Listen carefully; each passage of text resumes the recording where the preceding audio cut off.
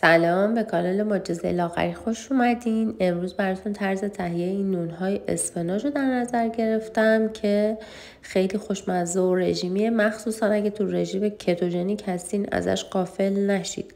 3 تا تخم مرغ ما نیاز داریم، نمک، فلفل و پودر سیر. ادویه دیگه دوست داشتین میتونید بهش اضافه کنید.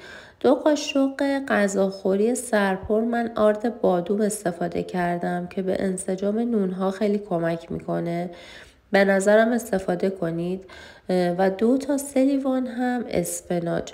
بعد از اینکه اسفناجا رو اضافه کردید شروع کنید با خرد کن حسابی اینا رو مخلوط کنید تا جایی که مواد خیلی رقیقی به دست بیارید. بعد داخل ظرف مورد نظر بریزید و ماهیتابتون رو بذارین روی اجاق گاز که حسابی داغ بشه.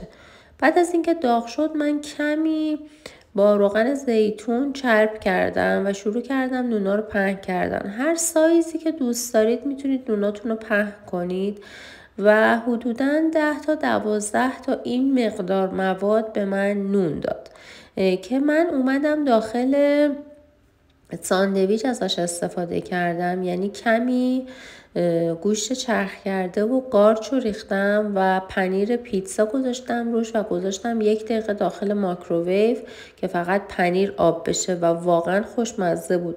اسفناج خیلی میتونه به لاغری شما کمک کنه چون متابولیسم شما رو کنترل میکنه و مقدار زیادی آب و فیبر داره و به جذب و هضم غذاتون کمک میکنه. پس حتما تو برنامه غذاییتون اسفناج رو بذارید اگه قصد کاهش وزن دارید.